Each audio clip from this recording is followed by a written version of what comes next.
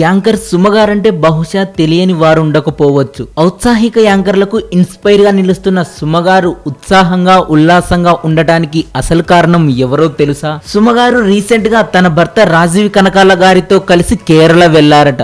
ఎందుకంటే ఆమె అమ్మమ్మ గారి 100వ పుట్టినరోజు వేడుకల కోసం. కేరళలో ఉంటున్న ఆమె పేరు పల్లాసన పచ్చువిట్టిల్ సావిత్రమ్మ. తన అమ్మమ్మ 100ేళ్ల జన్మదిన వేడుకలను గ్రాండ్ గా జరపడానికి కేరళ వెళ్లిన సుమగారు అమ్మమ్మ 100 ఇయర్స్ దోశ వేస్తోంది అంటూ సోషల్ మీడియాలో తన అభిమానులతో పంచుకున్నారు. ఈ బర్త్డే వేడుకలను చాలా గ్రాండ్ గా చేసుకున్నారట.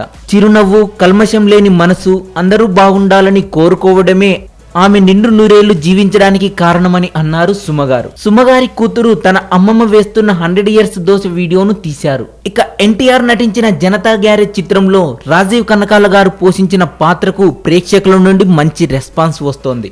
ఈ వీడియో మీకు నచ్చినట్లయితే లైక్ చేయండి, షేర్ చేయండి. ఈ వీడియో మీద మీ కామెంట్ కూడా పోస్ట్ చేయవచ్చు.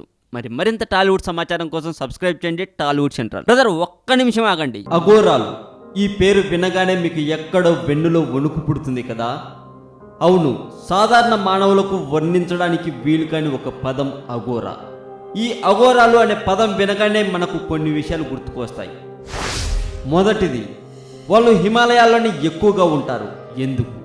రెండవది, వాళ్ళలో కొందరు బట్టలు కూడా వేసుకోరు. ఎందుకు? ఇక మూడవది, దాదాపు 200 సంవత్సరాలకు మించి బ్రతకగలరు.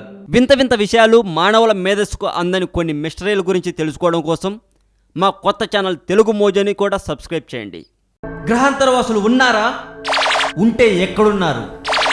వాళ్ళ ఉనికిని కనుగొనడం మానవులైన మనకు సాధ్యమా? సాధ్యమైతే ఇన్ని సంవత్సరాలుగా ఎందుకు వాళ్ళ వివరాల కోసం వెతుకుతున్నాం? ఇక ఈ మధ్య వచ్చిన అంత మూవీలో రష్మి ఉన్నది కొద్దిసేపే అయినా సినిమా ట్రైలర్ లో రష్మి రొమాన్స్ అని పెట్టి ఆ సినిమాకు కూడా డబ్బులు సాధించేలా చేసుకున్నారు డైరెక్టర్ గారు.